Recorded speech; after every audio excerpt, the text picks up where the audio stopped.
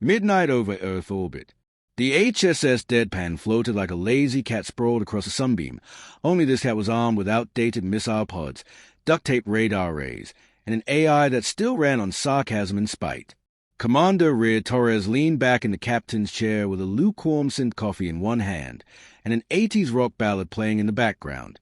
The bridge lighting flickered like it knew drama was about to happen. She sipped, waited. Right on cue, a holographic window flared to life at the center of the bridge. Brilliant gold frame, dramatic orchestral cue, and all. "Brace yourselves," Rear muttered. "The peacocks have arrived." A towering, silver-skinned alien in gilded armor appeared in the projection. He looked like a Renaissance statue that got lost on its way to a cosplay convention. His name, according to diplomatic intel, was Supreme Admiral Vector of the Vorthaki Dominion, and his ego could blot out a sun. "Humans of Earth," he began in a tone that implied he was reading bedtime stories to microscopic insects. "Your civilization has been observed.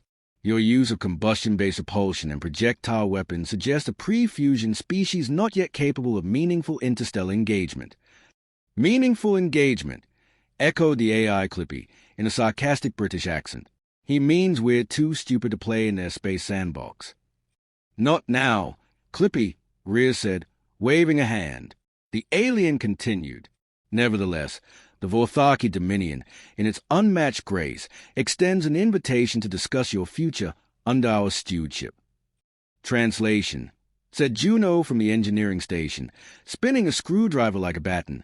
"They are offering us a really shiny leash. Your presence will be required aboard our diplomatic vessel, the Sovereign Ascendancy. We await your primitive response." The transmission ended with a self-satisfied musical sting and a slow fade-out that screamed, "We paid extra for this animation." Ray stared at the blank screen. "Well, that wasn't condescending at all." "Do we respond now?" asked Jenkins, their weapons officer, a mountain of a man wearing a die-hard is a Christmas movie tank top. Ray smirked. "Oh, absolutely." She hit record on the console. "T.O., Vorthaki Dominion, Supreme Admiral Vector. From Earth Fleet Command, Captain Rear Torres, HSS Deadpan. Greetings, Supreme Admiral Vector. Thank you for your utterly dazzling message. We're just thrilled to receive galactic attention. We'd also like to formally congratulate you on your dedication to glow-in-the-dark fashion and overcomplicated titles. Please don't mistake our ancient combustion-based tech for weakness. We find that blowing stuff up still works just fine. In fact, we find simplicity efficient. As our ancestors used to say, if it ain't broke, don't replace it with something that explodes when wet.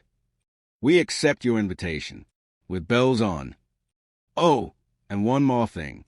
You forgot rule number 1. Sincerely, Captain Rear Torres, Ship Commander, Synth Coffee Addict, licensed in galactic sarcasm. The crew burst out laughing. Juno wiped a tear. "You actually said rule number 1. "I did," Rear replied, standing and stretching. "And you know what that means." Jenkins cracked his knuckles. "We're doing this the old-fashioned way." "We're going to let them underestimate us," Rear said, pacing the bridge. "Let them show off their shiny toys. Let them feel superior. And then, when the time's right."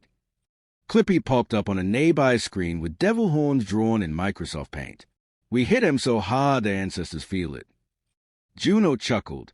"Still can't believe we put you in charge of first contact." "I told them I was available," Rear said, deadpan.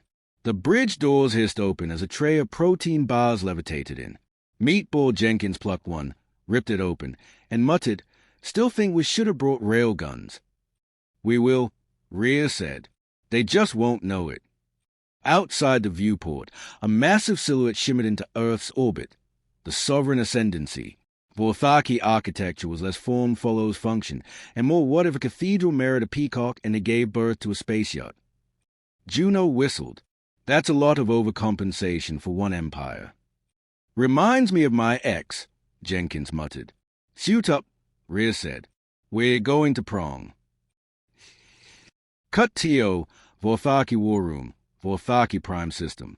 Supreme Admiral Vectol stood tall among his ministers, smugly watching the human reply on repeat. She dares mock us. His first strategist Volahan. Their leaders are children. Vectol smiled, his teeth gleaming like polished bone. Children with toys. Let them come. Their arrogance will be crushed beneath our dominion. We will make an example of Earth. One of his advisers frowned. But Admiral, what if they possess unknown tactics? Vectol chuckled, slow and patronizing. Please. They name their warships after food. They broadcast sitcoms into space. They rely on metal slugs. He gestured to a model of the HSS Deadpan hovering midday. They will come. They will gawk. And then they will kneel. Back on the HSS Deadpan, Rhea stood in the docking bay, suited up in Earthfleet's very best, retrofitted exo-armor, polarized sunglasses, and a patch on her shoulder that read, I aim to misbehave. She checked her sidearm, which looked suspiciously like a modified revolver. Still going with that old thing. Juno asked. Rhea shrugged. It's personal. She's never let me down. Like a loyal dog. Exactly. And right now, I'm bringing her to meet the smug aliens who think we're still throwing rocks. The shuttle powered up behind them. Meatball was already loading cargo. 3 railgun shells, a pizza warmer, and a cricket bat labeled diplomacy. As the bay doors opened and the shuttle launched toward the Sovereign Ascendancy, Rhea sat down, exhaled slowly, and muttered under her breath. Rule number 1, boys and girls. Never mistake quiet for weakness. The docking bay of the Sovereign Ascendancy was the architectural equivalent of someone yelling, I'm rich, at every available surface. Gold trim, floating orbs of light, a chorus of synthetic birds singing a theme song that probably had royalties. Vorthaki soldiers stood in gleaming formation, their armor polished to the point of self-reflection, something they clearly didn't do often. Commander Rhea Torres stepped off the shuttle with the casual stride of someone walking into a grocery store. Behind her, Lieutenant Juno wore a smirk and recording glasses, while Jenkins dragged a rolling case with fragile, definitely not a weapon scrawled on it. A Vorthaki dignitary glided forward, his cape fluttering even though there was no wind. Welcome, primitives, he said in a tone that could curdle milk. You may refer to me as Minister Selvar, first voice of the Ascendancy, keeper of protocol, and herald of... Right, Skip, Rhea said, brushing past him. Where's the coffee? Juno leaned toward him and whispered, Don't mind her. She's only had 6 hours of sleep in the last week. Selvar blinked. We do not consume coffee. We ingest nutrient spheres enriched by starlight and purified. Rhea held up a hand. Never mind. Lead the way, Starboy. Throne Chamber, Sovereign Ascendancy. Supreme Admiral Vectol sat on a floating obsidian platform, surrounded by flickering banners of his past victories. The lighting was dramatic, the poses rehearsed, and the ego so thick you could serve it with mashed potatoes. He rose as the humans entered, offering the kind of smile that suggested he practiced sneering in the mirror. Commander Torres, how delightful to meet a living fossil. Oh, stop, Rhea replied. You're making me blush. Vectol didn't get the joke. You must be curious. Our technology is thousands of cycles beyond your comprehension. Would you care for a demonstration? Juno elbowed Rhea. Oh boy, here comes a PowerPoint. With a wave of Vectol's hand, a segment of the chamber transformed. Hollow projectors flared. Vorthaki warriors marched forward in tight formation, their armor humming with energy. Shields shimmered to life around them. These are our phase fusion shields. Vectol boomed. They absorb and redistribute energy across a 4th-dimensional plane.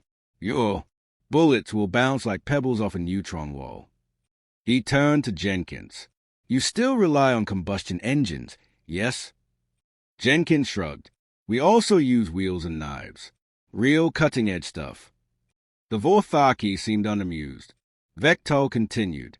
Observe. A soldier raised an antimatter cannon the size of a small car. With a deafening thrum, it blasted a chunk of target metal, vaporized instantly into atoms. The chamber trembled.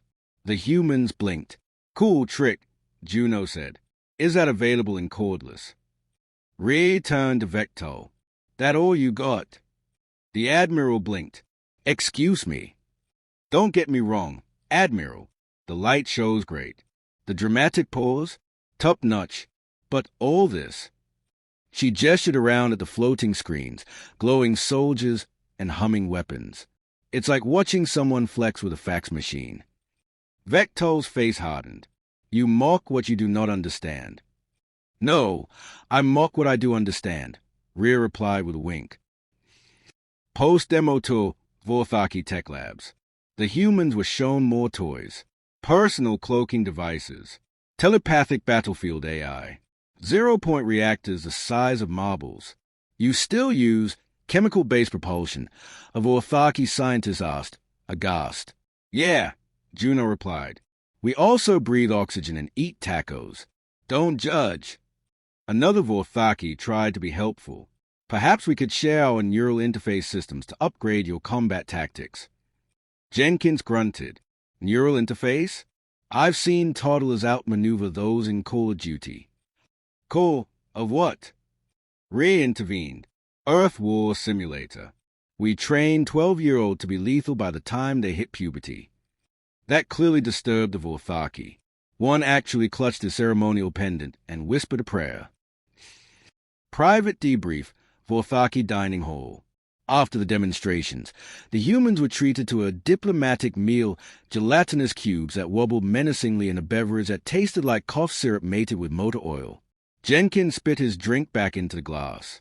Tastes like sadness. I think it's supposed to, Rhea replied, poking her cube with a fork. It fought back. Across the table, Vecto leaned forward. Now that we've demonstrated our capabilities, I believe it's time to discuss Earth's place within the Dominion. Right, Rhea said, nodding. Here's our counteroffer. She pulled out a small data chip, slid it across the table. Vecto examined it. What is this? A clip from Rocky IV, Juno said. Important human doctrine. It's symbolic, Rhea added. You'll understand after the montage. Vecto was clearly growing agitated. You dare mock us in our own hole. I mock everyone equally, Rhea replied with a smile. It's egalitarian. The Admiral stood, cloak flaring dramatically. We could crush you in a single strike. Juno leaned back in his chair. That'd be a huge mistake. And why is that? Because we've been here before, Rhea said calmly. Bigger ships, bigger egos, bigger mistakes. She rose from her seat, her voice low and serious now. You saw old tech and assumed weakness. That's rule number 1, Admiral. Never underestimate the species that figured out how to split the atom before it figured out plastic recycling. Cut to human shuttle, returning to deadpan. Back aboard their shuttle, the humans shed their diplomatic masks like old jackets. Any of them suspect we were scanning the ship the whole time. Juno asked, pulling off her recorder glasses. Rhea shook her head. Nope. Vorthaki don't consider us worth the effort. Their ego is the best stealth system we could ask for. Jenkins opened the weapon crate. Inside were 2 railgun cores and a blinking sphere labeled Plan B. They are all set to gloat, he said. Let them, Rhea replied. It's what they are good at. Clippy pinged in on the ship-wide comms. Analysis complete. Vorthaki shield systems highly resistant to energy, but, wait for it, not optimized for kinetic force. Like, say, a good old tungsten rod at Mach 30. Just like we thought, Juno said. Rhea smiled. Let them show off. Tomorrow, we show them what happens when Primitive gets pissed. Location, Vorthaki Outer Defense Grid, orbiting Earth. Time, 8 o'clock Earth Standard Time. The HSS Deadpan hung in space like a loaf of burnt toast, ugly, outdated, and full of surprises. From the command deck, Commander Rhea Torres watched dozens of sleek Vorthaki vessels position themselves in a crescent formation. This is it, she said, sipping her coffee. The part in every bad movie where the villain thinks is won. Not to nitpick, Clippy chimed in, but I'd say this is more like the part where the villain starts monologuing while the hero loads a shotgun. Both work, Jenkins said, strapping into the gunnery chair. Across the void, a final hail buzzed through. Supreme Admiral Vectol's face, smug as a galactic cat about to pounce on a sleeping mouse. Humans, the time for negotiation has ended. We've given you a chance to submit peacefully, and in return you've mocked our hospitality. Hospitality, Rhea said, faking shock. You fed us jello and threatened us with bedtime stories. Your technology is obsolete. Your methods, crude. But we offer one last mercy. Surrender now, and your species will be integrated painlessly. Wow, Rhea muttered. He really thinks we're going to beg. Juno leaned in. Should we tell them yet? Rhea shook her head. Not yet. Let him flex a little more. Vectol raised a hand. Behind him, the Vorthaki fleet lit up like a Christmas display on steroids. Weapons primed. Energy surged. Shields shimmered. Commence firing, Vectol ordered, and then all hell broke loose. Space. The battle begins. Beams of searing light lance across space. Vorthaki plasma cannons fired in perfect symmetry, blasting toward the deadpan like Roth incarnate. The deadpan didn't even move. Instead, it wobbled slightly, rotating with the grace of a manatee on roller skates. Are we evading? Jenkins asked. Nope, Rhea said. We're vibing. Plasma bolts slammed into the ship's outer hull. Several deflected off angle plates. One scorched a communications dish. The Vorthaki fleet paused, expecting explosions, but the deadpan stayed intact. Minimal damage, Clippy reported. Mostly cosmetic. Paint jobs ruined. Jenkins is crying. Shut up, Jenkins grunted. Rhea smirked. All right, time to drop the act. She hit a button on the console marked unpleasant surprise. From hidden bays across the ship's hull, launch tubes extended. No glowing lights. No energy pulses. Just long, mean, solid metal rods. Launching Project Newton, Rhea said. Aboard the Sovereign Ascendancy, alarms blared across the Vorthaki flagship. Admiral Vectol stood, perplexed. What are they firing? I see no energy signatures. The weapons officer zoomed in. They've launched metal cylinders. Metal? Vectol snapped. That's not a weapon. That's plumbing. So, they're accelerating fast, very fast. Let them hit. Our shields can handle physical matter as easily as energy. They couldn't. Impact. The first rod hit the Vorthaki cruiser Vigilant Ascension at 18,000 miles per hour. There was no glorious explosion, no dramatic energy pulse, just a sudden, silent crunch, the kinetic equivalent of being punched in the soul. The cruiser folded in half like a soda can, then spun out, venting fire and debris. Seconds later, 2 more ships were hit. The rods, made of depleted uranium and wrapped in Sabo armor, tore through Vorthaki shields like butter through a microwave. They're bypassing our defenses, the Vorthaki officer screamed. Impossible! Vectol bellowed. Back aboard the deadpan, Rhea leaned forward. You were so busy building shields for lasers, you forgot the oldest rule in the universe. Don't bring a light show to a slugfest. Juno triggered the second salvo. Kiss those Peacock ships goodbye. Battlefield. Full chaos. Panic spread among the Vorthaki ranks. Sleek vessels swerved erratically, unprepared for the raw, dumb, effective brutality of human warfare. The deadpan launched old-school guided missiles, not smart missiles, not plasma lancers, just classic heat seekers with warheads built to ruin someone's whole day. Alien ships tried countermeasures. Some used decoys. Others cloaked. It didn't matter. One missile locked onto a cloaked destroyer and still hit, because it wasn't tracking the ship. It was tracking the heat signature of its onboard coffee dispenser. Oh yeah, Jenkins whooped.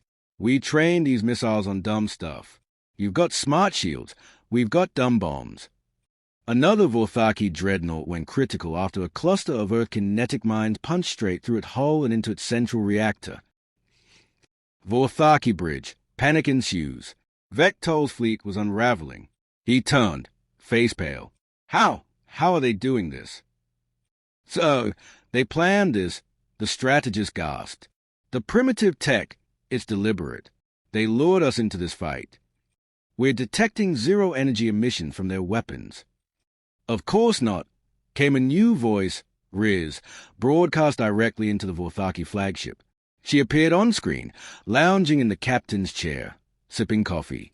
You see, you're playing fifth-dimensional chess while we're playing whack-a-mole with hammers. Guess which one's easier to win? You lied to us. Vectol snapped. We let you assume, Rhea corrected. There's a difference. You saw our tech, and your brain did the rest. She leaned forward, tone dropping to icy calm. Humans have survived on a planet with hurricanes, volcanoes, and our own terrible decisions. We didn't get here by being the smartest. We got here by being relentless. Final strike. The deadpan fired its final weapon, a railgun prototype nicknamed the Argument Ender. It was a solid spike the size of a tree trunk, fired from a magnetic barrel the length of a bus. Target, the Sovereign Ascendancy itself. Direct hit confirmed, Clippy announced. The Admiral's flagship is now officially two separate vessels. Their bridge section is rotating independently, like a fidget spinner. On screen, the Vorthaki feed cut to static. The rest of the alien fleet began scattering, activating warp drives and disappearing in panic flashes of light. Rhea leaned back, exhaled, and finally let herself smile. Oops, she said, mockingly. That was our plan. Bridge, HSS deadpan. Jenkins stood, brushing popcorn crumbs off his vest. Guess they won't be sending a thank you card. Doubt it, Rhea said, but I bet the other empires were watching. Juno nodded, pulling up a data feed. Incoming diplomatic requests. 17 so far. All of them want to exchange technology. Clippy buzzed in. Translation, they want our slug throwers. Rhea chuckled. Well, maybe we'll trade. But first. She pulled out a battered cassette player and hit play. Journeys Don't Stop Believing blared across the bridge. Let's remind the galaxy, she said, why they should have stayed afraid of the dark. Location, Earth Space Command, Lunar Outpost, 2 hours post-battle. The moon never looked so smug. Its dusty surface now housed a human command center buzzing with activity. Streams of comms, data, and memes flooded every screen as reports from the Vorthaki fleet's annihilation poured in. Commander Rhea Torres stood by the viewing window of the lunar base, sipping her now-cold coffee. Status, she asked without turning. Clippy replied from a nearby console. Of the 27 Vorthaki ships, 23 are confirmed destroyed, 4 fled with structural damage, and one's currently spinning at 0.6 RPM over the Pacific. You mean the flagship? Yes, it's technically still alive, but the only thing functioning on it is the elevator music. Rhea smiled. Let it spin. It's good PR. Behind her, Jenkins was holding a press conference with Earth's media via a massive holoscreen. He was wearing aviator sunglasses indoors and speaking into 5 microphones, none of which were plugged in. Ladies, gentlemen, species of non-binary vapor origin, let me be clear. We didn't win because we were lucky. We won because we were stubborn, cheap, and just a bit too proud to admit we were losing. Reporters shouted questions. How did kinetic weapons defeat energy shields? Are the rumors of Project Yeetstick true? Is it true you took down a Vorthaki cruiser with a missile guided by a microwave burrito? Yes, Jenkins said proudly, and the burrito was still warm when we recovered it. Galactic Council emergency meeting hours later. Somewhere in deep space, in a gold-trimmed chamber resembling a fusion of a Roman Senate and a laser tag arena, the Galactic Council convened. 12 alien species, some of them gaseous, others gelatinous, sat around a glowing circular table. The air was thick with tension and confusion. They were supposed to be primitive, said the Yurlet ambassador, oozing with indignation. They defeated the Vorthaki, said another, with projectiles, metal rods, no guidance systems. No energy cores. They are like space raccoons with a grudge. On the holo display in the center, footage from the battle replayed on loop, a slow-motion shot of a railgun spike obliterating a Vorthaki dreadnought. An elder Arthur turned to the council. We have gravely underestimated humanity. Again. The silence that followed was punctuated only by the squelch of the Maluvian delegate adjusting in his seat. The Diathari representative, who hadn't spoken in centuries, finally growled, "Perhaps it is time we stopped laughing at them." Earth, Moon Base briefing room. Meanwhile, Earth Command was receiving alien messages at a rate faster than Clippy could translate them. Diplomatic communique from the Southern Confederacy, the Kalari Union, and something called the Unified Cheese Lords. Juno scrolled, "Do they want to fight?" Rhea asked, "No, they want to buy our tech." Rhea raised a brow. "They want our primitive pointy sticks now, huh?" "Yep." One group offered 10 planets for the railgun blueprints. Another offered 3 wormholes and a moon named Kevin. Counteroffer. They get the blueprints only if they agree to stream every Fast and Furious movie and publicly admit Die Hard is a Christmas film, Rhea said. Clippy chuckled. That'll divide the galaxy faster than our weapons. Survivors, the Vorthaki remnant. Aboard the shattered remains of the Sovereign Ascendancy, Admiral Vectel floated in a containment field, being medically treated by surviving crew. He was changed. Gone was the sneer. Gone was the arrogance. Only disbelief and quiet dread remained. He stared out of the wrecked viewport toward Earth, now swarmed with what looked like fireworks. "They are celebrating," he muttered. "After that slaughter, they are celebrating." A young Vorthaki officer approached. "Admiral, the Council wishes to speak with you." Tell them humanity cannot be measured on scales we understand. They are chaos wrapped in optimism, violence dressed in denning." He sighed. "We taught our warriors to fear lasers. We never told them to fear rocks traveling really, really fast." Earth, final briefing. Back at Lunar Base, Rhea was sitting with the crew in the rec room, surrounded by pizza boxes and half-dismantled alien tech. Jenkins was trying to plug a Vorthaki plasma core into a toaster. "Don't," Clippy warned. "But what if it toasts and teleports at the same time?" Jenkins argued. "Nope." Rhea sat back, rubbing her temples. "We just embarrassed a galactic superpower, exposed every major species shield vulnerabilities, and somehow made railguns sexy again." Juno chimed in. "Our Q rating just skyrocketed. Earth's now officially a Class 2 threat species." "Out of how many classes?" Jenkins asked. 6. "Cool. Let's shoot for Class 1. Clippy beat. "You already are. Class 1 means do not engage without regret insurance." Everyone laughed. Final moments. Something still looming. Later that night, alone on the command deck, Rhea stood once more at the moonbase window, gazing at Earth. She tapped the secure console and entered a black-level clearance code. A hidden transmission scrolled across the screen. Project Haid status, dormant. Estimated impact if activated. Extinction level, Type 4 civilization. Recommended, maintain myth of primitivity. Rhea read it in silence, then locked the file behind 7 firewalls and one very angry AI. Clippy, now reduced to a tiny light on her shoulder, blinked softly. "They don't know about Hades, do they?" "Nope." "Think they'll push us again?" "Not twice." Rhea took one last sip of her now icy coffee, grimaced, and muttered, "And that's why we stayed primitive."